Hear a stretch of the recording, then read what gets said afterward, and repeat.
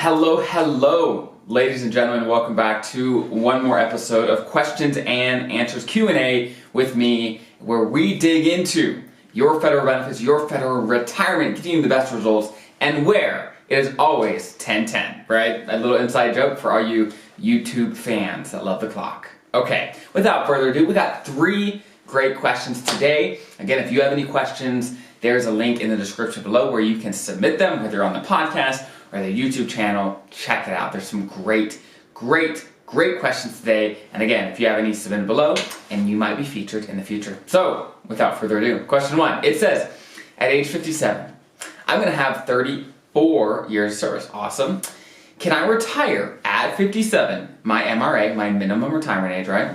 Receive the FERS Supplement and use a 1.1% multiplier, or just 1%? Great question. So, I've done tons of videos on this in the past. Basically, when you hit age 62 and you got at least 20 years of service, you are eligible to, in your pension calculation, your multiplier changes from 1% to 1.1%. I'm not going to dig into the pension calculation. That's a topic for a whole episode.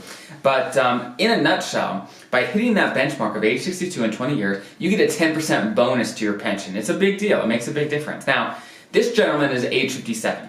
He is eligible to retire. There's no doubts about that. It can make a lot of sense to retire at age 57 with no worries. But he is not going to be eligible for that 1% multiplier. It's going to be only 1%, right? So will he get the FERS Supplement? Yes. It looks like he's eligible for that. Will he be able to keep his health benefits? Yes. Will he get a pension? Yes. But will he get the 1.1% multiplier? No, he won't. He doesn't. He's got to be age 62. And he's got 5 more years, right? Okay, question number 2. This is a long one, so bear with me here.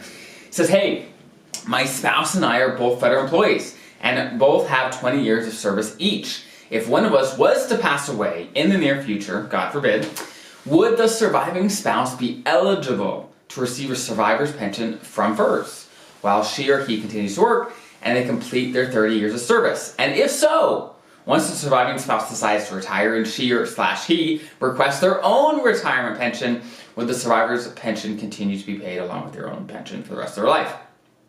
Would this be considered double dipping? Great question. Also, last part of it, if you decide to cover this scenario in a video, which I'm doing right now, would it be possible to also explain what happens with the deceased spouse's TSP, FEGLI, lump sum death benefit, and their health insurance? Okay, there's a lot going on in here, but bottom line, this is the main core of this question.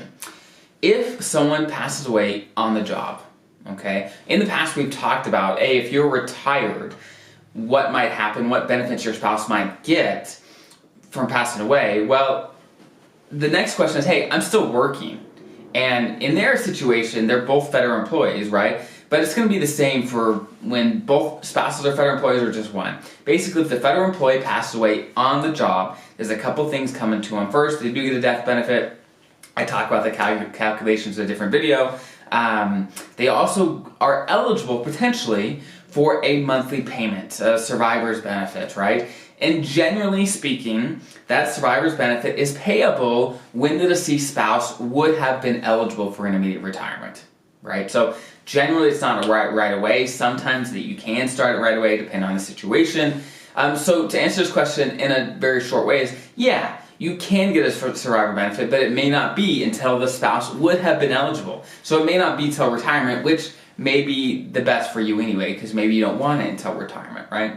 Now, once, of course, the surviving spouse retires and receives their benefit, then yeah, they can get both. That's not double dipping because, of course, the other spouse worked and paid into the system themselves, and you're just receiving part of that as a surviving spouse, right? So that's the pension part. Of course, FEGLI, if you got life insurance, that's payable if the person passed away. To whoever the beneficiary is, make sure you update your beneficiary. Their TSP, same thing, it's going to go to whoever the beneficiary was, so make sure you have that updated, ready to go. Health insurance, of course, in this situation, it's not really relevant because the surviving spouse is a federal employee too, so they have health benefits on their own record, no worries there. Let's see, what else? I think that's the gist of it. So, that's the deal. Generally speaking, if the federal employee passes away on the job, the surviving spouse can get a benefit. It'll just, generally have to wait until the person would have been eligible. But that's a whole other discussion. That's a whole other topic that we could spend 20 minutes talking about. But just to keep it simple, that's the answer for today. Okay, last question about the TSP. The TSP, it says, hey, hi Dallin, how often can a direct transfer, meaning a non-taxable event, occur from a traditional IRA to a traditional TSP account after retiring? Thank you, Jason. Okay. So, in retirement, the TSP has some rules on how often you can move money around, okay? When it comes to taking money out of the TSP, there is a rule that limits how often you can do that, okay? It's basically every 30 days you can put a request in. So, as you know, there's different ways to take money out of the TSP, okay? First, you can set up a installment payment, basically saying, hey, I want $1,000 a month for every month, or I want $10,000 a year, and those, once they get that set up, it'll happen automatically, right? And getting that set up counts as one request, right? And so the next 30 days, you can't do another request, right? But once the thing is already set up, it doesn't count. Like if you get a monthly installment payment system in place and going, then a few months later you can definitely do individual requests. That's not an issue, right? Not an issue at all. And so that's kind of the limiting factors. And you have these 30 days processing time, they call it, where you can only do one request from the TSP every 30 days. So that's the big limiting factor, okay? Okay, so those are the big 3 questions. We really slammed through them today. I hope that was helpful. Again, if you have any questions, in the comments below. And guess what? I'll see you next time.